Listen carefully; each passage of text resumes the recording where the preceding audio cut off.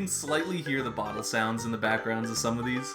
I think it's worth it so that we can talk for an hour. Stay hydrated. It's very important. That's one thing at the Muay Thai class I've been going to. They have giant things of water, and they don't tell you to drink it. So I didn't think I could for the first couple days because I was like, we're in the middle of class. It's all the way over there. I'm gonna have to go across the mat. That water's for masters only. No, nothing like that. I was like, this must be for after the class. You haven't earned your access to this water yet. I was like, that must be for after the class because I don't want to stop. Everything is really timed in the class, right? Yeah. It's everything is, you have 5 minutes of sparring, 5 minutes with your partner, and I was like, well, I don't want to do something that's going to stop my partner from being able to do their stuff. So obviously that's for the end of thing. And then halfway through tonight's class, my partner was like, hey, I'm really thirsty. I'm going to go get something. And I was like, you're allowed to do that? Do that? And he was like, oh my God. Yes. He's like, how long have you been here? And I'm like 3 weeks. He's like, it's my second day. I was like, well, maybe cool. that's why he's the first person you've seen do it. He's not going to come back. Yeah, because he's going to be killed by ninja. He got banished for drinking the sacred water at the non-appointed time. Yeah. When you drink the water out of sequence, that's you have to survive. You have to survive the five masters of Muay Thai. Yeah. or you'll die.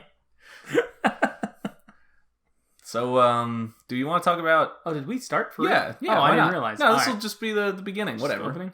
We want to talk about Game of Thrones now? Yeah, I think so. Okay. Let's say this first and foremost. Spoilers. I mean, Spoilers. everyone in the world has this watched podcast, this. We're going to talk about Game of Thrones and John Wick and maybe other stuff. Yeah, maybe some other things. Yeah, let's get right into Game of Thrones. So first and foremost, let's give some background, right?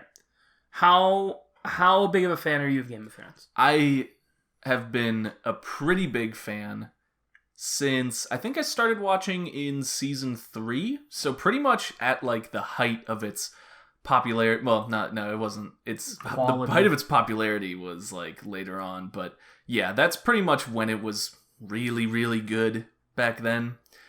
And now it's not. Now it's not so good. So I ironically, and you can attest to this, Pat, I'm a really big fantasy guy. I love fantasy stories. I grew up on that kind of stuff. I play D&D all the time. I love that kind of stuff. But ironically, I really wasn't into Game of Thrones. Yeah. I own season 1 and 2, but I actually have never watched all of season 2. I watched season 1 and I was like, that's good. And then I don't know why, but I just didn't watch anything. I kept up with things. I knew all the big moments. I read some of the books. But I basically jumped into season 8 without watching the last 3 seasons. Yeah. Well, I'll tell you this, you didn't really miss much. That's what I've heard. In terms of quality, I think it's not controversial to say that the show went downhill in its later seasons. Everyone has their own opinion on how bad it went downhill. I don't think it went downhill that badly. This isn't Dexter or anything. Although Dexter, I never saw Dexter, but from what it's one of the most notoriously awful series endings ever. Dexter is also, I think is also in the same boat, isn't it? Where it was a book. It was based off books. Maybe. Pretty I sure actually it was based have no off idea. Books. The character of Dexter, at least, is in Dexter's Lab. Yeah, it's his sister Dee Dee. No, it's based off a book, and I think that's really. I know that everyone who was watching Game of Thrones basically said, all the people at least after season 8 were the show really went downhill when there was no more source material for them to adapt. Right, because they caught up to the books at the end, around the end of season 5. Season 5 ends on the exact same scene that the 5th book ends on, which is, spoiler alert, Jon Snow dying. What? You're right? Crazy. And then after that, yeah, they had a lot of... I mean, honestly, most of season 5, I think season 5 is one of the worst seasons by itself. Season 6 and 7 aren't great, but they got better. And the thing is, Game of Thrones, I've always been there. Even when the series dipped in quality, I was still there to to hear the story, just to see where this was going, and also to take part in this fucking cultural phenomenon. And I feel like I say that phrase, that two-word phrase a lot on this podcast, cultural phenomenon, because we talk about the Marvel movies. But like in terms of how big and popular these things are, like they're kind of, they're on similar levels, I think. Game of Thrones made fantasy cool for people. Yeah, like it brought it back into the mainstream. Yeah, like I think the last big fantasy boom that I can think of like this is like Harry Potter or the original Lord of the Rings trilogies. Hey, I was right. You were right. The Dexter is based on a book series, first of which is called Darkly Dreaming Dexter. I did not know that. I had no idea about that. And my friend read one of them, so that's how I knew. But yeah, I think the thing about Game of Thrones that was interesting, just from the outset and from looking in, was like I had people who hated fantasy. Like I have family. My cousin Tony, she is not into fantasy. She's like, I don't care about elves. I don't care about all this stupid stuff. But she loved Game of Thrones. Yep. Like she was so invested, it was crazy. Yeah, because Game of Thrones kind of does that. They kind of take the fantasy stuff that everyone thinks that, all the people think are dumb. Elves and dwarves, that's so lame. And they don't do all that stuff. They push you in. Well, and they push all the like soap opera-y stuff to the forefront. All the drama and, personal issues and petty backstabbing and stuff like that. Like that's what people are into the series for. And in terms of the finale, I mean, like I always thought that the White Walkers were gonna be the big final showdown, that was gonna be what everything was leading up to, because the whole time the White Walkers have been this looming threat, and it just makes sense for that to be the final conflict, is this thing that's been hanging over the series for 8 frickin' seasons. But instead, I guess, I don't know if they were just more interested in the political aspects of it, if they wanted that to be the focus, because the real ending is sort of that political side of things with the, betrayal and plotting against each other. And, who's going to rule the kingdom, who's going to sit on the Iron Throne. And that part of it just always was like the least interesting part of the end of the series to me, was going to be who's going to sit on the Iron Throne. I was like, I don't care who's going to sit on the Iron Throne. Who's going to kill the big evil zombies? That was what I was wondering about. And the answer turned out to be, yeah, fuck you. Yeah, it doesn't If you care matter about that shit, fuck you. You're stupid. Idiot. I read some of the books enough to get an idea for what it's about, and like I always got the feeling that the whole of Game of Thrones was leading to a confrontation with the White Walkers. The politics in Game of Thrones is important. The fact that it is a realistic setting is important, but I always got the vibe that the whole point of that is to show how difficult it would be to get humanity together versus this thing. Like the whole thing in Game of Thrones is that like magic is kind of waking up. Every book, I can't speak for the seasons, but every book, more and more weird shit gets introduced, right? And like, I think that was when, at least for Tony, like I think that's what what made her into the show, was like there was weird shit. There were dragons and there were, faceless assassin people and all of that. But like, it was really, you were getting like a slow drip of it. Yeah. And like, so when stuff happened, you were like, okay, I accept this. It's not Harry Potter where like the first 20 minutes and it's like, bam, there's wizards. Bam, here's the magic doorway you have to go through to go to school. Yeah. Bam, there's evil demons that the school hired to guard the children against a criminal. We're not going to get into that, but that's fucking stupid. That's like, could you imagine if you went to school and they're like, yeah, there's a really dangerous criminal outside, so we hired the biker gang down the street to take care of the kids. It's more like the incredibly untrustworthy government sent a bunch of demons to defend your school because a guy got out of prison. It feels like it was a bit of an over, You know what? We're not talking Welcome about to our Harry Potter. Yeah. Welcome to our podcast where we talk about movies from 20 years ago. I'm a Gryffindor. I'm a Hufflepuff. And if you're a Slytherin, you are a bad person. You are a Nazi. Yeah, you are a white supremacist fascist. We'll get back to this. I have friends who are like, I'm proud to be a Slytherin. And I'm like, what character trait is there proud to be a Slytherin about? Every single Slytherin is like, I'd kill my friends for $20. No. What about Davy? Yeah, you're right. Davy. The nice Slytherin. The nice Slytherin. But I will say something. There's a problem when you can say the nice Slytherin. Yeah, even in our fucking stupid example, we had to clarify that. No, he's not like the rest. Not like the rest of those assholes. Regardless, I think that's a big part of Game of Thrones' appeal and why it was able to do fantasy in a way that captivated people. Was like you got invested in the characters and the struggles they were going through before the dragons, really. Before, the weird shit started. So you're already invested, and okay, it's gonna get weird, but that's fine, because I care about Arya, so it's really cool that she's getting all these cool powers and stuff.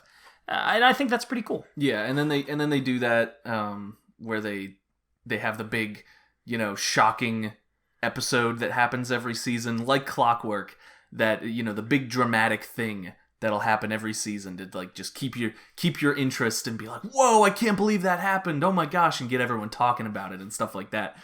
And I think, in case I haven't been clear about it, I think this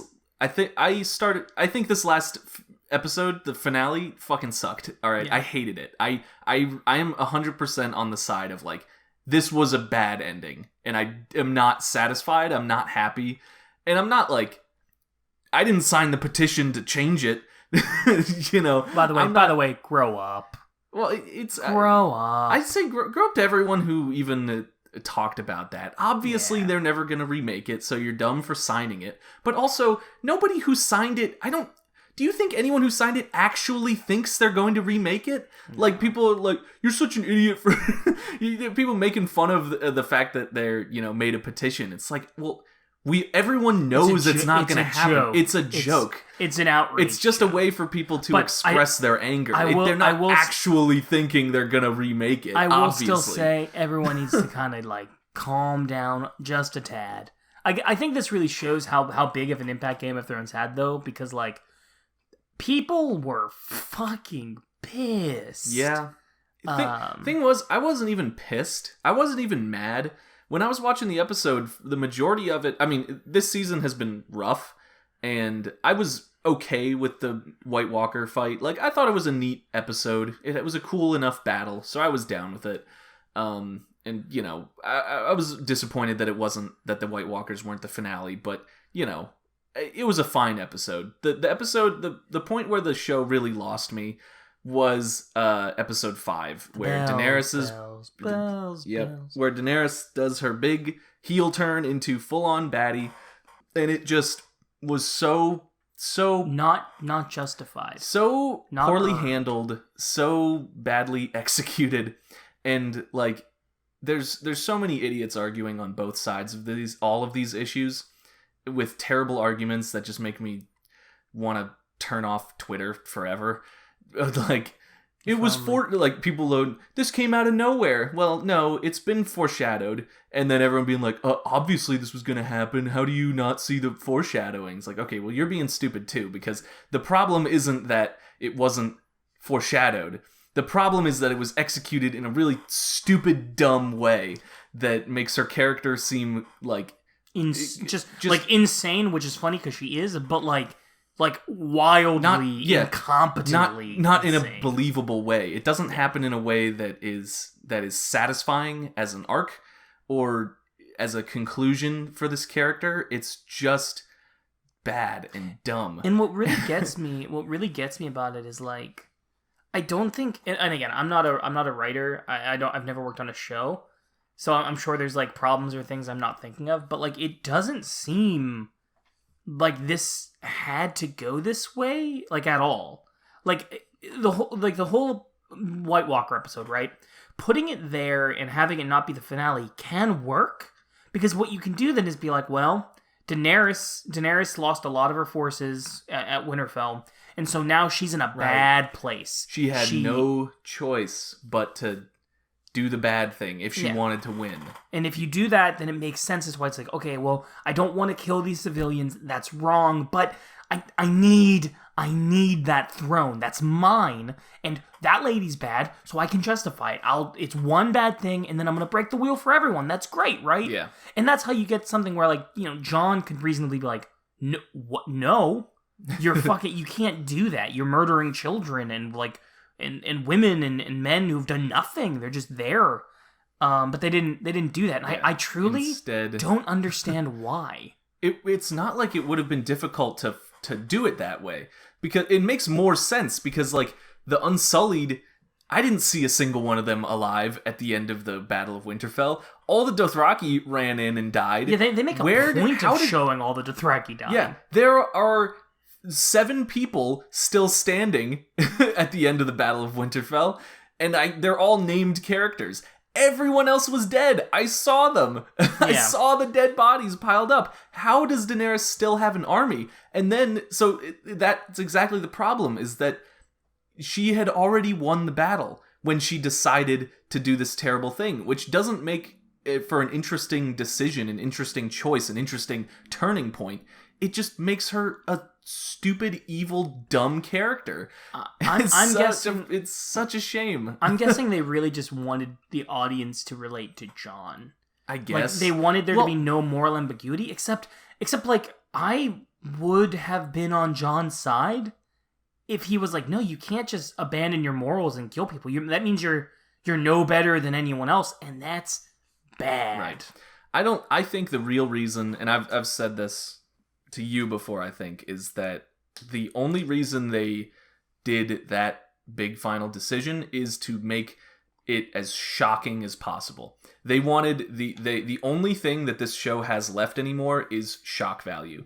Now, shock value in the show has always been there. It's always been used relatively sparingly, like at the end of every season. I mean, it's, you know, it comes with some sort of tiring regularity. Always episode 9, the big shocking episode. But at least it wasn't the only thing the show had going for it, was a big, shocking twist. The Red Wedding is like the best example of that. Yeah. The Red Wedding is a huge, shocking, dramatic turn. It's like, oh my god, I can't believe that shit happened. But it happened for a reason, and it made sense for the story. It's also a twist that makes you more excited. Right. Like you have a moment. I remember people like, I think Robbie was like, man, Tywin is that fucking dude. Like, he is like I understand why everyone is afraid of that motherfucker, because he slaughtered them. Go on, I didn't mean to cut you off. Yeah, but it really does feel in the final season like that shock value is kind of all the show has left. It's the only thing they're left standing on is the big shock value moments, because there's no writing, there's no good writing, there's no good character development left. All they have is to shock the audience and hopefully get people talking and excited about it, just based on their the visceral reaction to things. Just the, oh my god, what? She did that? Whoa. But like, that's not good storytelling. You know, that's soap opera shit. Yeah. That's what this last season felt like. It felt like a fucking soap opera. And it used to have that shock value, but use it in an intelligent way. And now they just use it stupidly. and the real shame is, like, everyone in that show is bringing their A game, man. Everything else is... The actors and actresses they're doing great. The design of everything is great. The music I fucking loved the music in this season. All the technical aspects of it are great. Like the battle, the fucking CGI on the dragon, like all that shit is so good. Like the battle stuff in the later seasons is like on par with Lord of the Rings battles. Yeah. Probably better, honestly. Yeah. Yeah, okay, sorry, we're back. We had to cut because a train went by. We were talking about what were we saying about the finale? I think we were saying the music was good. Yes. The music is good. The technical aspects are top-notch. Lord of the Rings. You were saying like it has the same scale as Lord of the Rings. Yeah, I mean, it's on par quality and excitement. There's certainly still the visceral excitement of watching a cool battle and all that stuff happen and, wondering what's going to happen next, but there's just so little substance to back it up. Stuff like Clegane Bowl happens. Yeah. It's just dumb and pointless. And, so many characters make baffling decisions that are dumb. Logic is thrown out the window in some cases. Like, one of my biggest complaints with the final battle is the scorpions. The use of those scorpion things. They've been set up as like this potent threat that can one-shot kill a dragon. In the very last episode, it one-shots a dragon. Only when wielded by a cartoon pirate. Right, only when wielded by Leather Daddy Pirate. But then Daenerys decides the best course of action to counter these incredibly powerful and dangerous weapons is to just do nothing different and then just, I guess, don't get hit by them this time.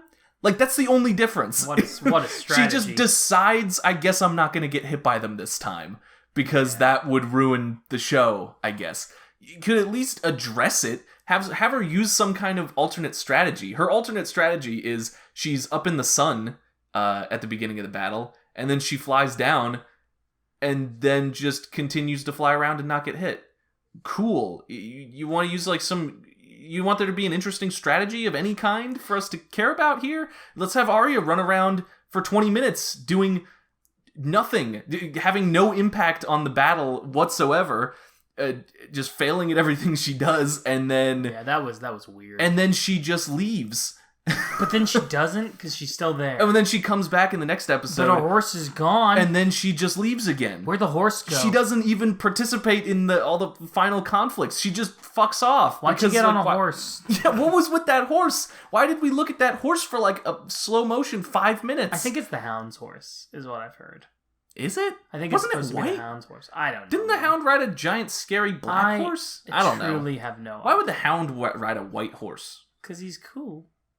White horses are for heroes, like Gandalf, who arrives with the dawn. That's true, and Sandor is not a hero. He is not a hero. In fact, he's just a cartoon dumbass by the end of the series. I think that's really the thing. I read some of the books, and I cannot speak to the show very much. I watched season 1, some of season 2, and like the key episodes of other seasons. And you kept up with like what was happening. I knew what was like going I remember as I was watching it, you'd be like, "Oh, what happened this time?" And I give you the play-by-play or whatever, where the show was at the time. I mean, I was interested, but the thing that got me was like just jumping into season 8. And I honestly am kind of happy I did, because it really made this really evident to me. It was really weird to see how the show has changed, because like in season 1, everything has a consequence, and you pay for those consequences. Like that's basically the story of Ned. That's really the story of Rob. Mm-hmm. Like, those characters made decisions, and then they followed through on their convictions, and that got them killed. Because in the world of Game of Thrones, like the real world, having convictions and... You're not a superhero. They're not the main character. I know that sounds weird, but like... Game of Thrones, that's the thing that I remember people telling me to read the first book. Because they were like, there's no main character. Like, they were like, you'll see what we mean. And like, when you read the first book, when Ned does die, it's pretty weird. Like, because he is definitely the main character at that point. And the show, it's brutal as well, because back then you don't have any. You don't have any idea that it's this kind of show where that kind of shit can happen. You just want Sean Bean to make it once. Never, he never will. Mr. I don't Bean. know if he's ever made it to the end of a movie. Sean Boromir dies. The guy who plays in Goldeneye dies. Sean, that's Sean. About all I know. But I know he die a lot. He dies a lot. But that's the thing about Game of Thrones. It always felt more realistic. Like, it was a more realistic take on fantasy. Like, if you compare it, the series that I always hear get compared to, and I don't know, fucking nobody. It's a very popular series, but I'm sure that nobody.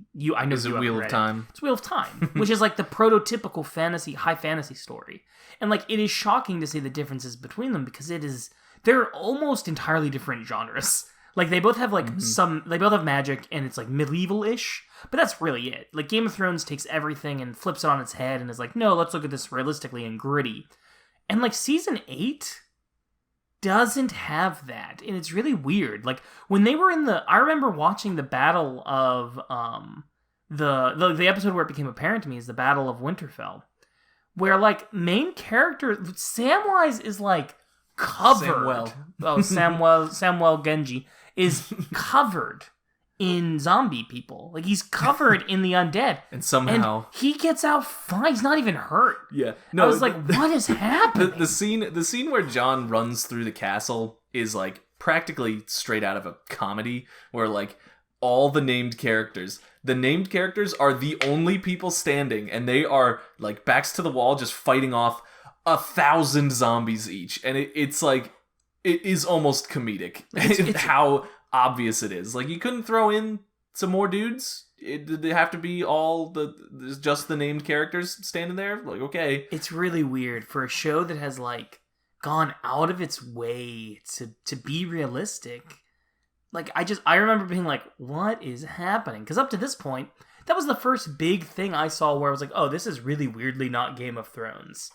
Was that, because I was like, people are just, like, fine. Like, people are making terrible decisions and, like, being fine. Paying no consequences for them. So, like, Sam doesn't go into the crypt. By the way, what the fuck was with people going into the crypt? What were they thinking? Well, like, literally, John... I was watching a video by Ralph the Movie Maker who went over some of this stuff, and he was like, he showed a clip and he's like, John knows the guy can raise the dead. Yeah. He knows, he saw it. He saw that shit. Like, maybe he thought the bones were too old. Fucking what? I must wonder, like, I think there's a thing of the actor who plays Tyrion, Peter Dinklage. He, like, talks about it. He's like, so we have everyone who says, like, go to the crypt because it's safe, but we're fighting the guy who brings the dead back to life. So I guess he's smart, but he's not that smart. And I was like, You just nailed Tyrion's entire personality for this whole last season. Yeah, that's smart, but he's not that smart. That was the thing that, like, really gets me about this season and about the series in general. Despite not having watched all of it, I really did get a sense that I knew who the characters were and, like, what they were about, right? Like, their journeys and like who they were, or at least what they were supposed to be. And this season, like, is weird, like, basic shit, like Tyrion being smart. Like, that's Tyrion's character trait. He's, like, 3. He's drunk, he's lusty, and he's smart. And, like, the other 2 things are, like, you know, defense mechanisms. He has a bad, terrible backstory thing. But the smart thing is, like, Tyrion, that's his thing. He says it in the beginning of the series. My brother's weapon is the sword. My weapon is is my mind. And just like a sword, I have to keep it sharp by reading good books. And then this season, he just makes every bad decision. I mean, they do bring it up. Like, they say to Tyrion, like, you've made a lot of mistakes. But, like, it's never like, clear why.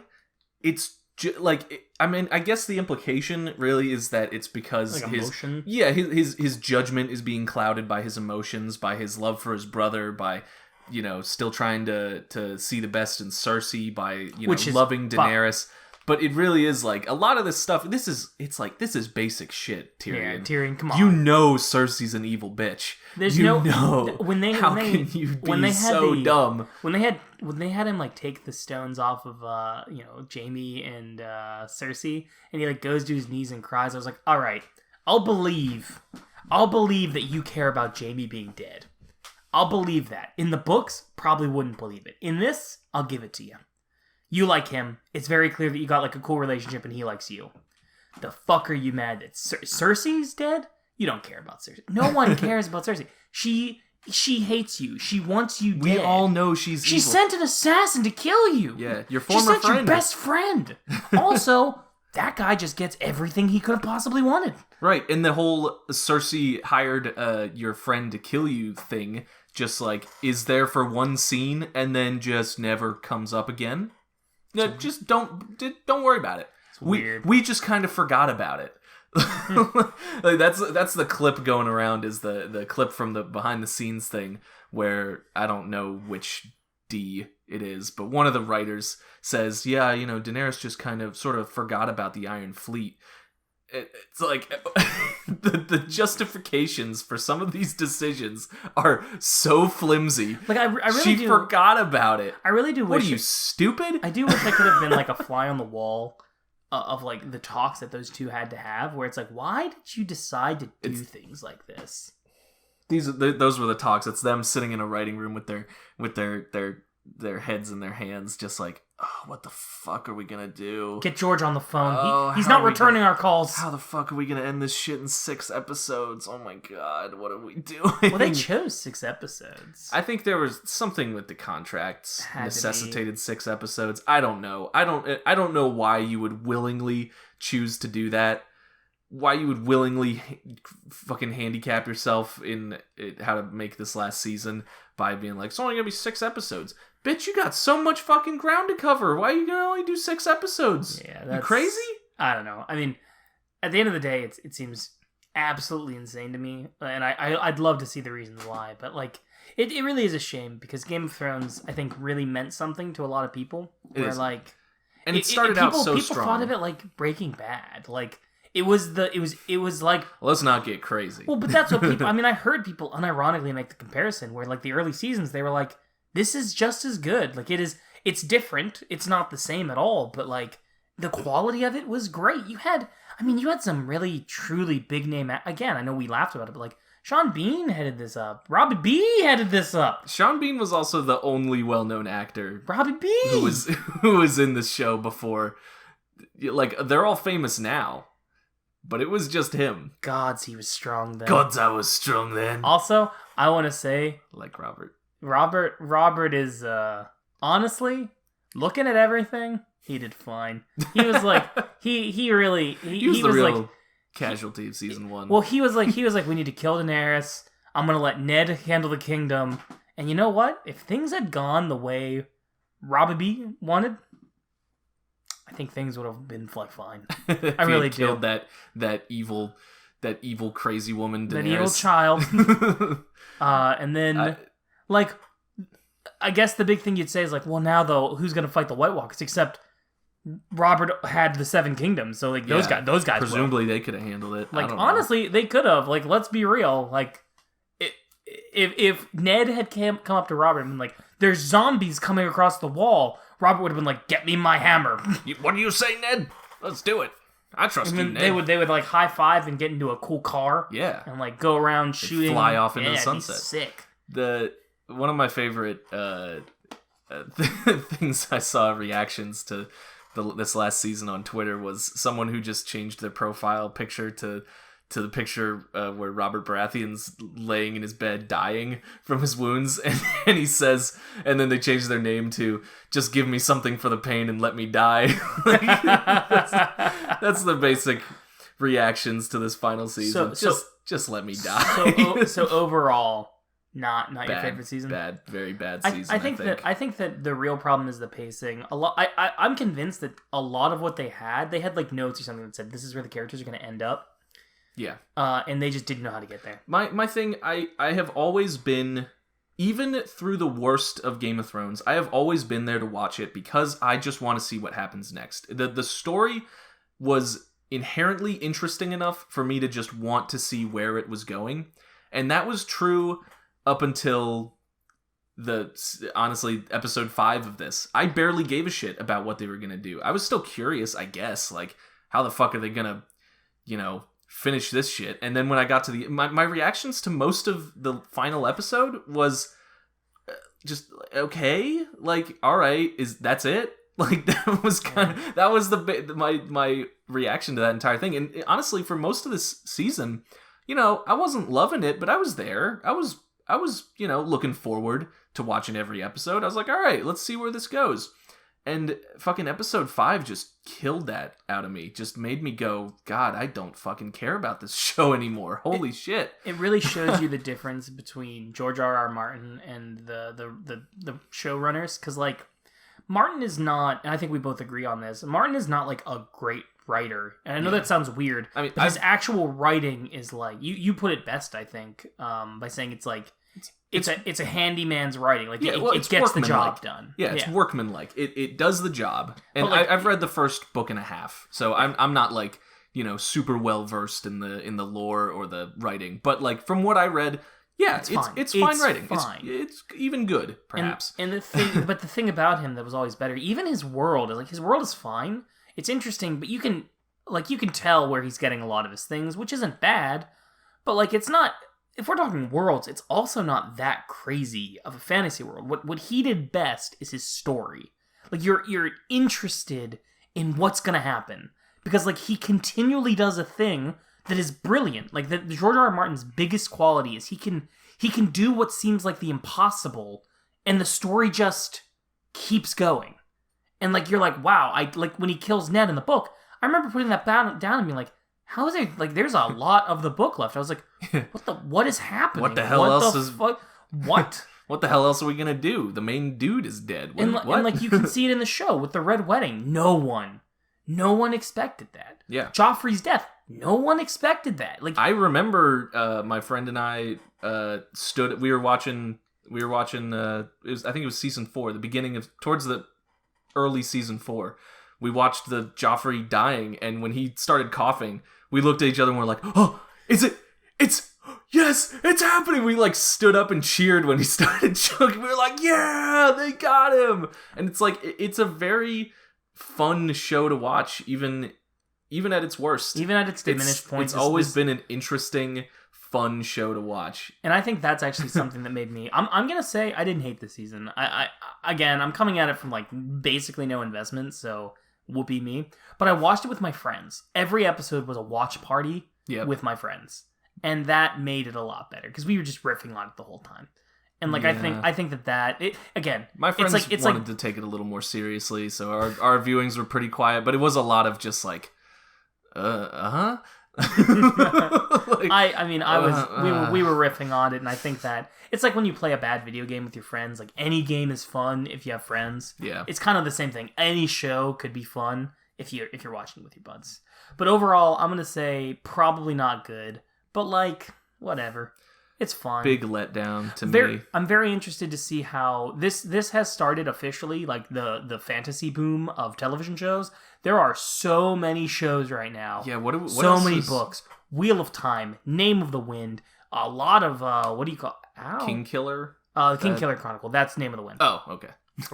There's what do you call? I think the Sword of Sahara. Shashara. I can't say it. I don't know. That might be getting something. Shannara. That's bad. Wheel of Time, by the way. And Wheel of Time also has a lot of problems, but that's bad. Wheel of Time. When are they gonna make a Lord of the Rings movies? No, they actually are making another Lord of the Rings thing. No, they're not. Amazon is doing it. No, they're not. What? Look it up. I'm looking it up. But yeah, there's a whole bunch of things coming out, and like I'm more excited for them. Like the Wheel of Time series. God help me. If that's good, I'll be so happy. Because like the Wheel of Time books, they're a trip, man. You have to be dedicated to get to that point. Lord of the Rings Amazon prequel series. Huh. I did not know that. Well, yeah. I mean, that's interesting, I guess. I don't know. It's just There's never been any bad prequels to Lord of the Rings. Yeah, seriously. Those movies are something. You know what? Honestly, I was fine with the first Hobbit movie.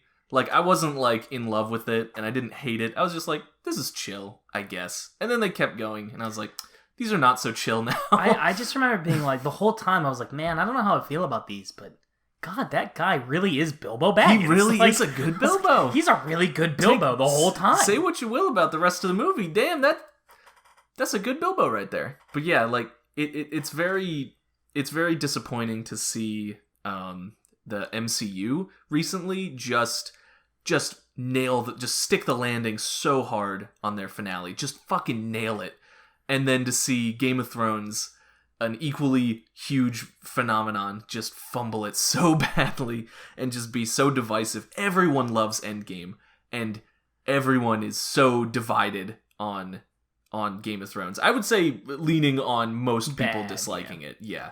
Or at the very least being unsatisfied by it, or not liking it as much as they wanted to. And it's not like and people are going to say like, well, you know, people's standards were too high. People's expectations were too high.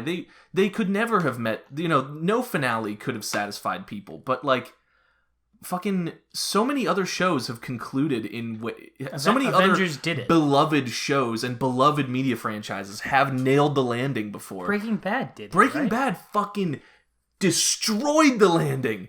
That's like one of the best conclusions to any show ever is Breaking Bad's. It's so fucking good. And then Breaking Bad goes and makes a fucking phenomenal, but arguably even better than the original prequel series that I'm still in the process of watching. Fucking Better Call Saul, if people don't know about it, I feel like it's definitely not as popular as Breaking Bad, because when Breaking Bad was going on, everybody who watched it, all they fucking talked about, me included, was like, oh, you haven't watched Breaking Bad? You should watch Breaking Bad. Oh, it's really good, bro, Breaking Bad. Oh, you haven't seen Breaking Bad? Dude, you gotta watch it. I haven't seen any of that for Better Call Saul, but Better Call Saul is fucking fantastic. It's really, really good shit. I've never watched either. But talking about really good shit that we recently did see, ooh, I do want to jump to this before we forget. That I thought was going to be an ending. Yeah, but it wasn't. Oh, and spoilers, I guess. Okay, we're going to rewind the tape. Spoilers for John Wick 3 now, because that's what we're talking about now. Yeah. Spoilers Guys, for John Wick 3. Go see John Wick 3. Yo, John Wick 3. John Wick 3 was fucking John Wick slamming. 3 fucking slaps, dude. Oh my gosh. Like, and we were already huge fans of the first two John Wicks. This one is like arguably the best. This one might be my favorite. Wild to say. Also, I think this one might be my favorite because I have never seen a man kill 3 people with a horse. I have overdosed on John Wick 1. I've watched it too many times, and it doesn't, unfortunately, I mean, most action movies don't really hold up if you watch them over and over again. You know, you're gonna get bored of it. You're gonna start to see the seams. You're gonna see the cracks start to show in like the action. But like John Wick, I felt was unusually susceptible to that. Like the first time you watch John Wick 1, it's fucking eye popping. Your eyes are going out of their sockets. And then like on the third and fourth watch, and I've probably seen it 5 or 6 times by now. It starts to fall apart visually. It kind of like you start to see the people running around in the background doing nothing, and you start to the choreography doesn't look as crisp as it does when you're just watching it for the first time. When you're really scrutinizing it, it doesn't look that good. So that's why, honestly, I would say watch John Wick 3 once and then don't go back to it for a long time. Don't rewatch it. Give it some time. Give it some time. Wait until it comes out on DVD. Maybe watch it again, and then you know, and then don't watch it ever again. Let that good memory sit in your mind. Wait until you have some friends and you really want to just 10 years down the road you want to relive something because good memory. John Wick 3 is absolutely fantastic. Yeah. The action in the movie is I did compare it to like kung fu movies from like the 70s where like you see everything. It's you can tell like the people there knew what they were doing, and there's like the choreography is like insane. Like it's hard to really talk about much of this film because like the story's fine, it's serviceable.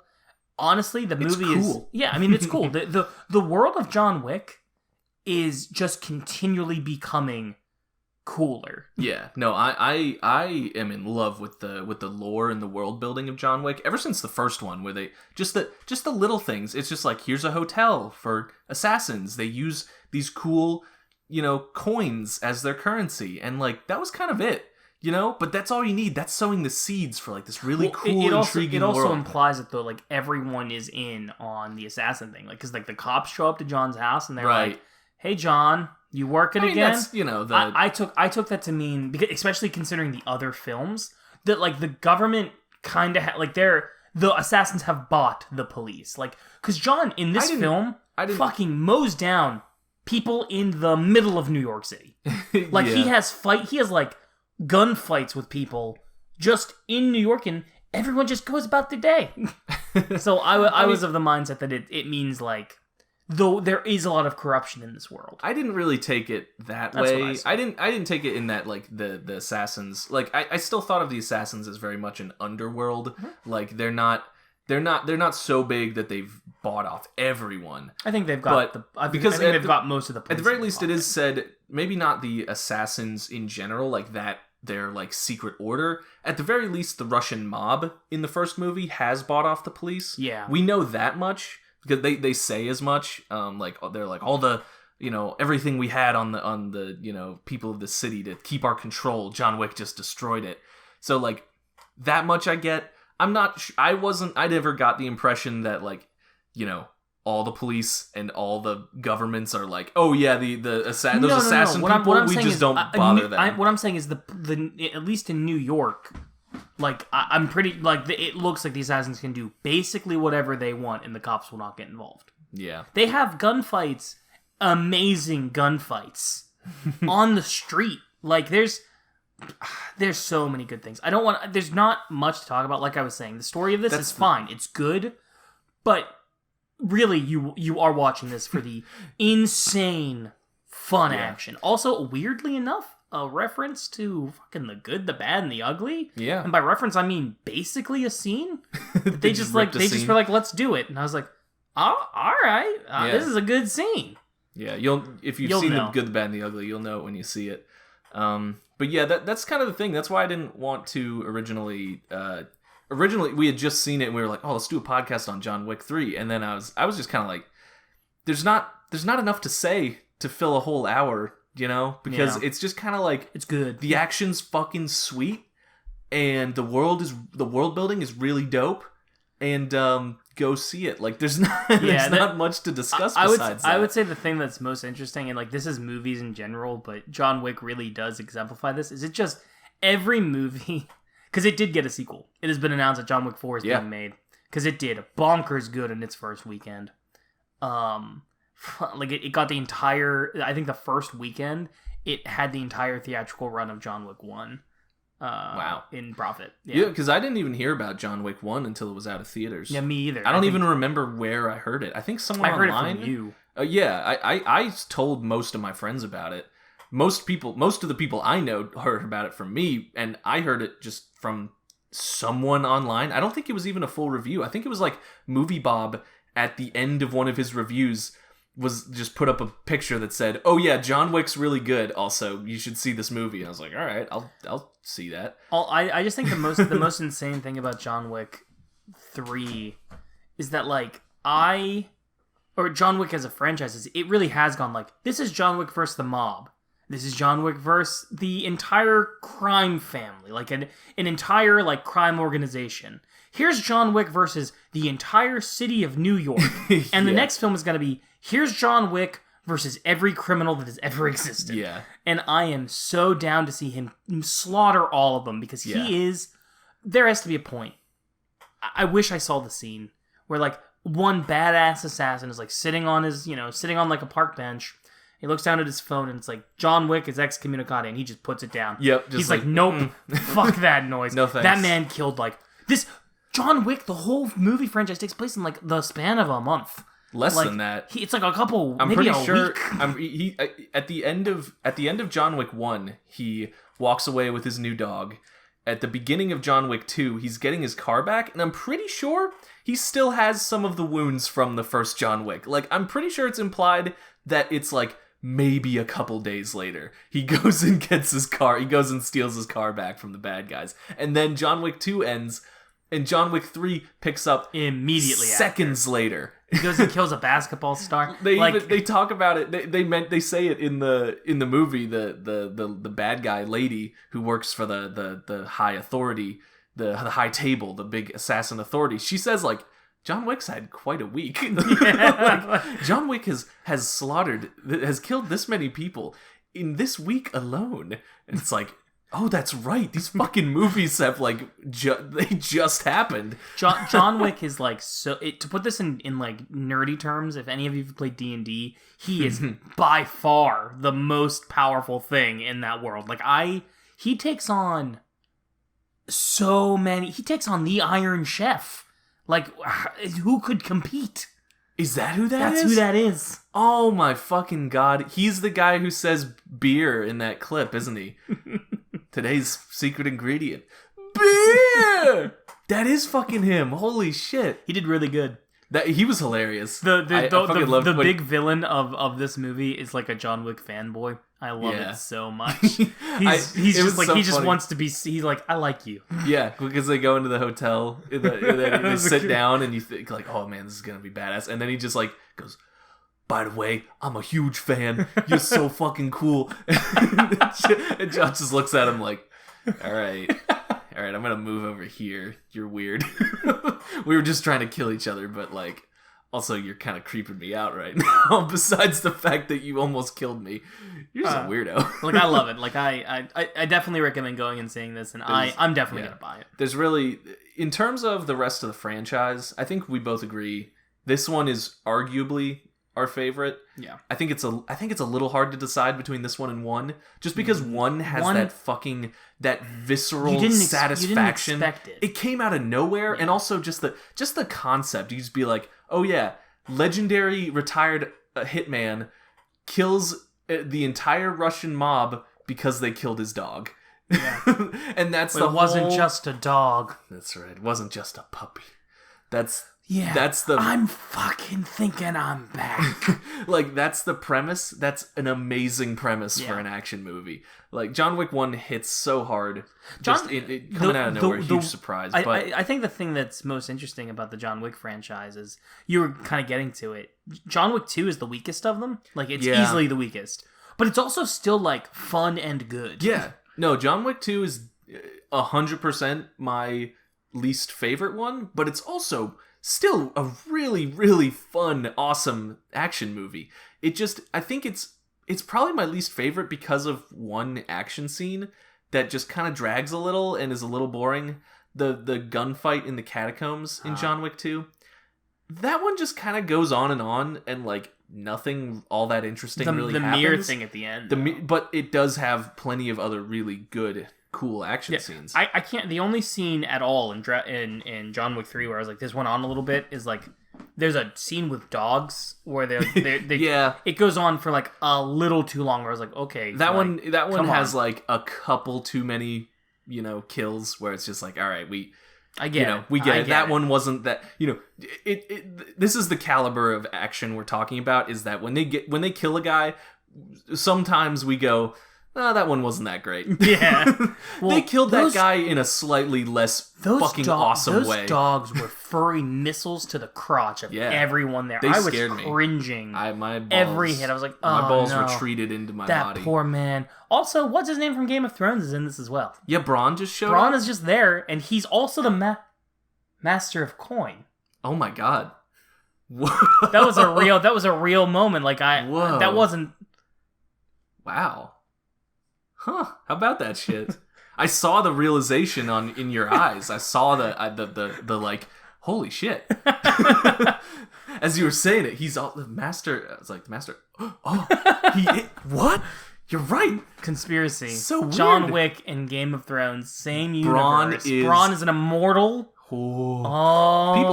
People already say that about Keanu, because there's some old picture from like the 1500s, old painting that looks like Keanu. It looks like uncannily like Keanu. What's like the Nicolas Cage thing where like there's a person from the Civil War who looks exactly like Nicolas Cage? Yeah, look it up. I haven't seen that. I haven't seen that one.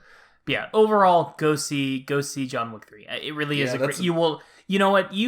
I recommend seeing the other two films to really get stuff. But the nice thing about this franchise is like, it doesn't matter. You could not understand anything that's happening, and you'll just be like, that guys are really good at killing. This action scene is awesome. I found the dude who looks like Nick Cage. Yeah, he looks exactly like him. That's pretty funny. But here's the thing. If you search Nick Cage history, one of the results is Keanu Reeves. Yeah. Is Keanu Reeves being an immortal man. Look at him. I mean, that is pretty good. That is pretty good. Keanu has aged like a fine wine. He's also apparently a really nice guy. So. That's what I've heard. There's a whole subreddit called Keanu Being Awesome, which is just like people telling nice stories about Keanu, just like, oh, Keanu, like, paid for my dinner one time. Yeah. Like, I was trying to take a picture with him and the phone didn't work, and he was in a rush, but he stopped to take a picture with me just anyway. And there's like, just video of him like the subway car is the famous one. giving up his seat on the subway and like eating a sandwich alone. Like, oh, he's so nice. it's one of those things where like he seems like a genuinely good guy. So if there's any scandal, just please just keep it to yourself. Yeah, I don't want to hear. I don't want to know. I don't want to ever think. I'm just kidding, by the way. If there is a scandal, bring it to the forefront. But I do hope that Keanu is a good person. Explain this one, atheists. Keanu is Jesus. It's confirmed. So Pat, could you put that picture up? Yeah, I'll put the picture there. So yeah, that's what I recommend. John Wick, very good film. Yeah, Game of Thrones, bleh. Less John good. Wick 3, pretty dope, pretty fucking dope.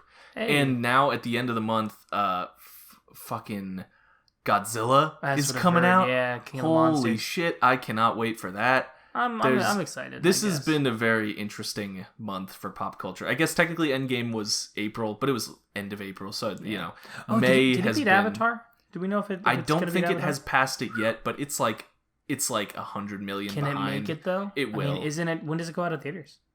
Not for a while. It's only been a month. I guess that's true. That was Avatar. Avatar was in theaters like forever. Yeah. People went and were seeing that shit for fucking ever. And Titanic was in theaters until it was released on VHS. Yeah. I'm pretty sure like Silver Lining. I remember Silver Linings Playbook. Is that what it's called? Yeah, Silver Linings Playbook. I remember that shit being in theaters for fucking ever. Like I went to the theater to see some other movie and it was like Silver Linings Playbook. I was like, didn't that come out like a year ago? I'm pretty sure it was like 8 months. Like, that came out forever ago. Why are they still showing that? But yeah, Endgame is gonna pass Avatar for sure. I have no doubt. I'd be interested to see that because it'd be nice to see that. How much time do you think it's gonna take? Time, you say? What time is it? It's the time. It's time for Colin's Corner. Whoa! Play the jingle. There it is. There we go. All right. So I had 2 questions today. I think I'm gonna try for a third while I'm giving it to you. So this is a really special. Don't say it. This is a really special episode of Colin's Corner. First off is the one that you had some prep time because it turns out this was there's more to this question than even I had thought. And it's a basic one, audience, and I am genuinely curious to see what people say here. Imagine you could have any one item from Looney Tunes cartoons, like the Looney Tunes cartoons. What is it and why? I had 2 colleagues who I work with, 2 scientists at my job. Scientists. They're 2 scientists, and they were into this question. They dug this one. So I'm curious to see your. So the thing with this question is unless you already have an encyclopedic knowledge of all of the various items that have shown up in Looney Tunes over the years, which we do, which of course I do, which is why I'm looking up a list on my phone. It's for the audience's benefit. We're gonna put it up. Yeah. You're gonna put up that list, right? Sure. Oh wait, that's the problem. I'm trying to find a list of things they use in Looney Tunes. If you search Looney Tunes items or anything like that, you're just gonna get a bunch of merch. So you pretty much get the only thing they have a list of is all the Acme stuff. But I mean that's the best stuff anyway, that Acme shit. So let's. Oh, there's a game called Acme Arsenal. Do you know about that? I did not. I wonder how many items that adds. Probably a lot. That'd probably be a good a resource to go through. We We were discussing the possibility of playing video games during one of these. Acme Arsenal. Acme Arsenal. We'll do it. So like There's you go a through lot you go through the Looney Tunes wiki to look at the Acme things, and it's got matches, regular everyday matches, a giant kite, bird powered seed, roller skates. Yeah, rocket powered roller skates, many different kinds of bird seed and these are all Coyote using things. Giant magnet. Female Roadrunner costume. That'd be pretty good. But I think my pick. Let me see. I saw it a while ago. Last time we talked about this, it was like the vitamin. Oh, high speed tonic. That's it. Just like one of those vitamins that Coyote takes that lets him run super fast. I'd probably go with one of those. Now they will run out. But I'll only use it in emergencies when I like really got to get somewhere. Just keep some of those vitamins on me and just pop them anytime I got to go. I'm off. I don't know why. There's like a tornado in a can, Yeah, something. do it yourself tornado kit. And I don't know why, because I don't need it. I wouldn't use it. But wouldn't it be rad to have a tornado? Like whenever, or it's like there's like an earthquake. It's like, could you imagine just like somebody like they pisses counteract you off, each other. Somebody pisses you off, and you're like, no, I'm not about this. And you go into your house and you come back out, and they're like, what are you gonna do? And you like plant a seed, and then the earth breaks, and you're like, I am God. And a tornado comes out and like, kills you as well because yeah, you're not immune to it. For a brief moment there, I'm God. No, I think you could be a superhero with that. You go out to where lots of tornadoes happen, and you plant the seed. Make another tornado to fight it. Exactly. You plant the seed, but you twist it the opposite direction. You look at whatever direction the tornado's facing. You make one in the opposite, and they cancel each other out. That's how science works. And you just saved the day. I think my other option, my other favorite item to pick would be the indestructible steel ball, which when I first read about it, I thought was just like a cannonball, but it's like a person-sized ball that is just indestructible and you can get in it. I'd want that just like as my own personal panic room safety bubble. Yeah, it's my little safety bubble. I can just keep it in the corner of my room. It's a big steel ball. Our apartment's pretty small, so it's gonna be a little tough. It would be your room. It would be my room. I would live in a steel ball is what I'm saying. You'll be moving. We're moving. Yeah, my new apartment's gonna be even smaller. So yeah, the tornado thing, like you could just be. You could be like what would your superhero name be? Like the Twister? Yeah, man.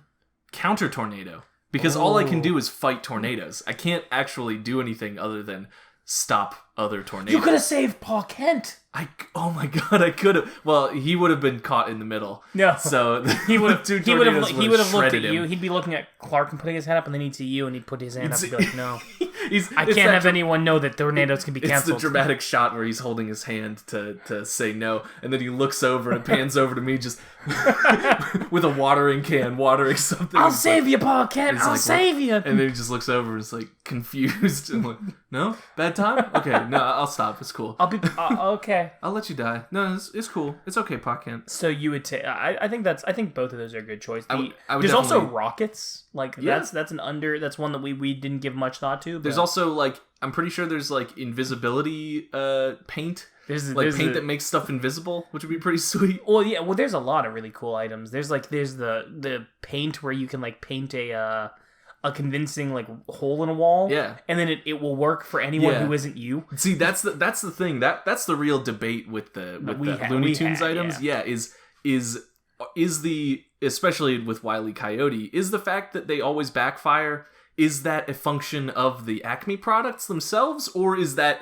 an inherent problem for Coyote? If I buy one of those items, is it gonna ruin my life too, like it ruins Coyote? Or if Coyote bought from any other company, it would still ruin his life? The question I have is when you look at the paint one, the Roadrunner can run through that. Is that the Roadrunner's ability, or is Wile E. Coyote just so bad that he cannot do it? He's the only one that can't. Because I'm pretty sure Bugs Bunny does do that, but also Bugs is a cartoon. Bugs. Yeah. But what I'm saying is I'm of the mindset that I basically attribute every problem to Wile E. Yeah, Wile E. Coyote is the only. He's his own enemy. Well, he has the Toon Force, but it doesn't like him. It's funny to hurt him. Bugs and Roadrunner are masters of the Toon Force. And Coyote Toon Force just doesn't like him. It's got something against him. And it wants to fuck him up. It's funny to see him get hurt. It is. So I think those are good choices. Also, one other thing to add on to the Toon Force, I heard about this thing called Stage Force. I think it was called that. It was on the Versus Battle wiki. And it was like play? Yeah, it was like musical force. Oh, yeah. It was like the ability, like Genie is a master of the stage force or something like that, where he can cause anyone and everyone to be compelled to participate in his musicals? in his musical number. I was working That's a pretty good power, right? I was working on this is real talk. I guess you can edit out the names, but this is for you, just really. Don't say the names. I was working with some people from school. They were musical kids. In high school, and we were going to write a musical that was about that. It was about a guy who could make musicals. That's pretty funny. But it turns out we're not good at... right. Turns out writing things is hard. Really hard. Yeah, writing things I was with somebody who was comedy. very musically talented, but it's hard to sit down and write a musical. That's different. Even if you get the music part down, the actual writing of it's very difficult. That's a funny idea, though. Yeah, I thought it was good. I think we were going to call it Meta the Musical. But all right, second question. All right, yeah. What else you got for me? Second question is kind of a deviation on this. I was going to go with something more interesting, and I'll just give us, just so everyone has an idea. I already know it involved the term minionization. But I decided not to after talking it over with Pat. I hate it so much. I think it's a good question, but I'm not going to bring it up. Instead, let's go with another question, and I think this one is actually genuinely interesting. Okay. If you could have any one item from a video game of your choice, taking out all the things that are like, I have this, and now I have everything. Right. What would it be and why? Assuming that things like power limits, like if something needs juice, I'll have a battery. You have a battery, but you'll have a battery. Well, like it will run out and I won't be able to use it ever again, or I have a way to charge it. It just has a finite. You have a way to charge it, but okay. you have a finite charge. Wait. So like if you had the energy sword from Halo, for instance, that will turn off after so long, but then you can plug it into the wall and charge it back up. Okay. So but there is like a limit. So I get a USB wall charger for anything that... Yeah. But it... Okay. That's good to know. Although honestly, a lot of video game items don't really bother with that. Like stuff like the portal gun, which is my first instinct. Oh, portal guns only work on... That's the problem with the portal guns. They only work on specific surfaces. And also... I don't have the straps on the rig on my legs to make falling not hurt. That's true. So portals. You could take that though. Yeah, but how often? You could jump from any distance. That's not really. That'd be really rad. How much do I even use? I wouldn't even use. You could jump out of air. You could become the guy who jumps out of airplanes. Yeah, and has no damage. Yeah, except everyone knows that he's just those things on his legs. And then they kill me to take my leg things. They're not going to kill you to take the leg things. Could you imagine how much you could sell those for? The government would pay... Well, if I'm just selling my video game item for money, that's just a waste of the question. I need to get something that is priceless. Or maybe money is rad. Money is pretty rad, but then I would pick something that can generate endless money or something. Counterfeiting's wrong. Like a Heart of Gold from League of Legends. Those just produce passive gold at all times.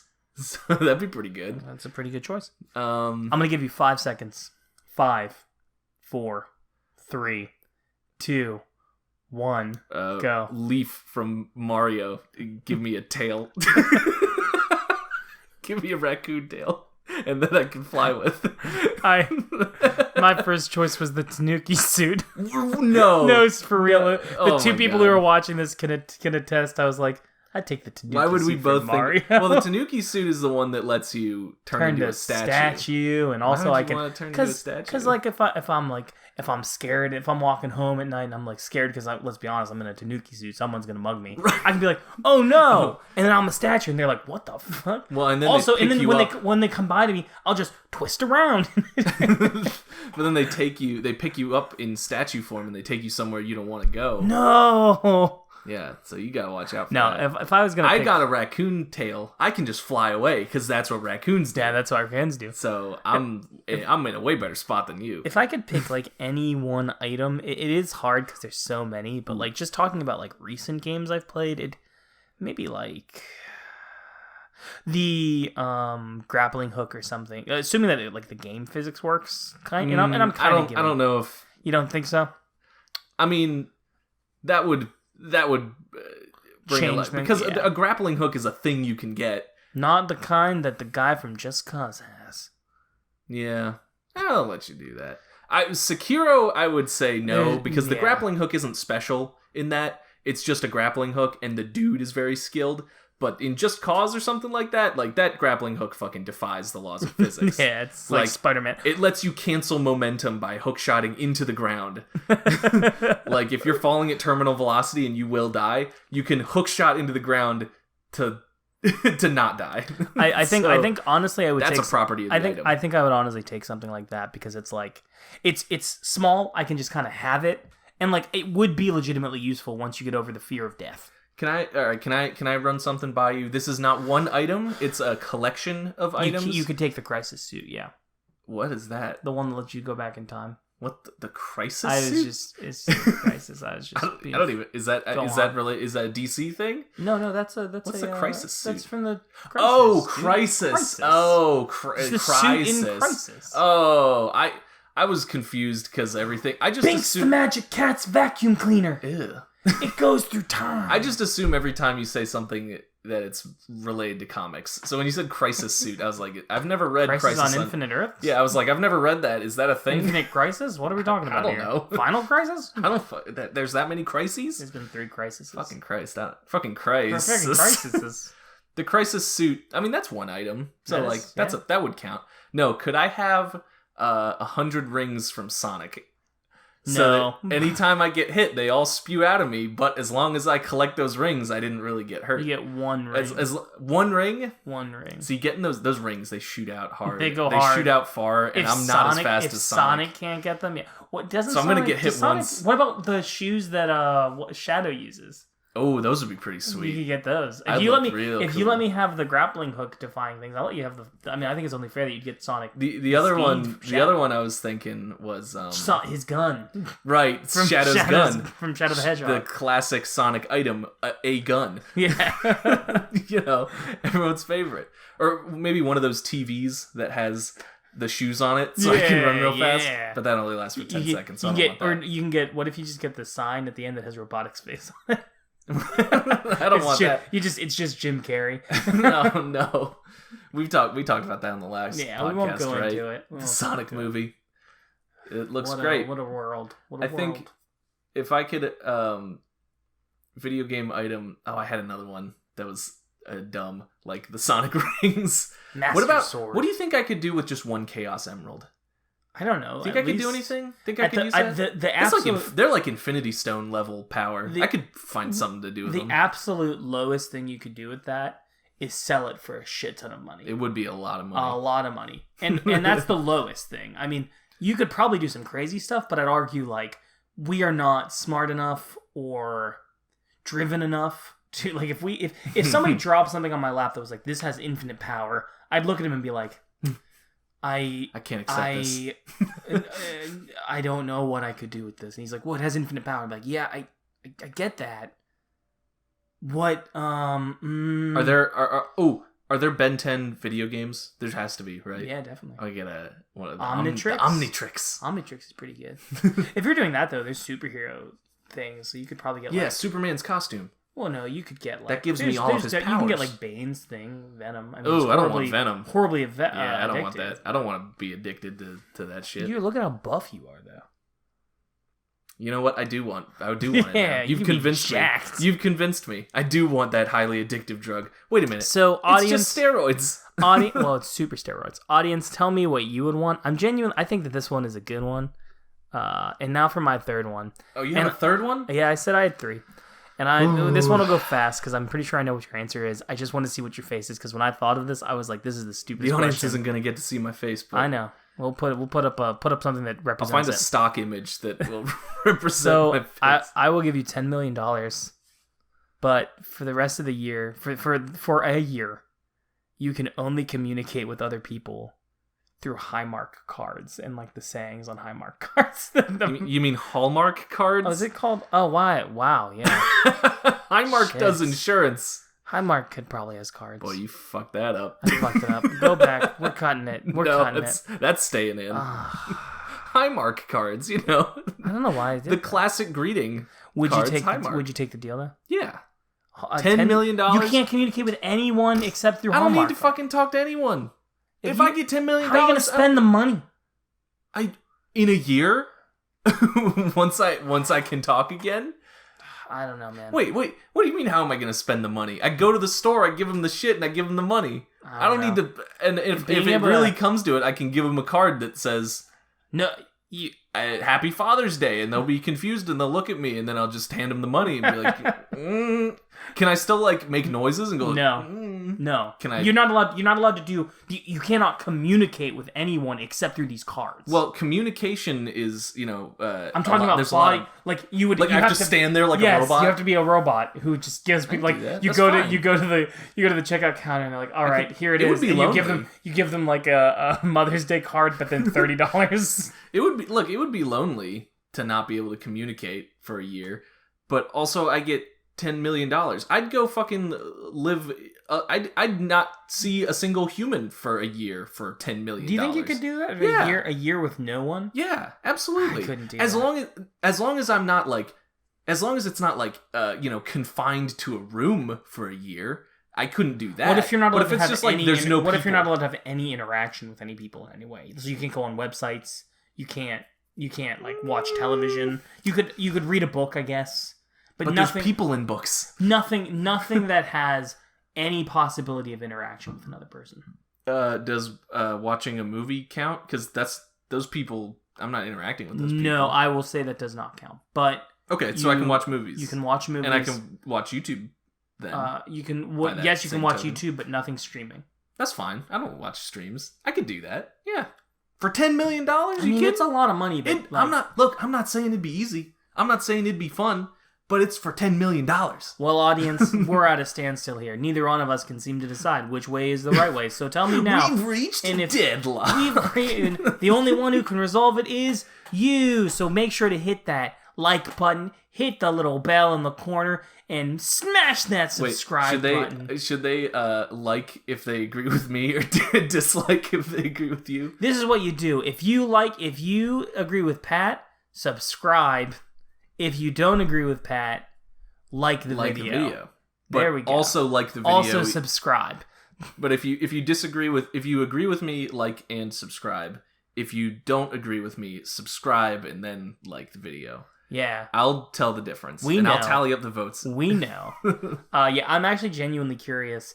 Also, we didn't talk about it all, but Game of Thrones, I think, could we just give a shout out to Rory? He gave the best description of the pirate, I think, that you said ever is the what's his name? It was like you were like, I felt like how he was like, yeah, it felt like every time that guy showed up he should have been wearing a tap out t-shirt. Yeah. Euron his name is Kyle. Yeah, Euron is supposed to, in the books, is supposed to be like this badass eldritch pirate who like does blood magic and like, is really mysterious and he has a horn that controls dragons. Yeah, and then in the show I describe him as he's just a leather daddy who just stands around and goes, I want to fuck the queen. And yeah, Rory said he looks like he should be wearing a tap out shirt. And I said to that, I was like, oh yeah, and also the bow of his ship, like where they have a lady usually, he just has truck nuts there instead. He is instead of having a statue of a lady, it's a statue of a Monster Energy drink. Yeah, it's Rory. That was a good one, bud. Mm-hmm. Good old Euron. All right, well, yeah. Anyways. Hit that subscribe button. Make sure to watch this. We already did that bit. It's the day of being bi. See ya. What? I don't know.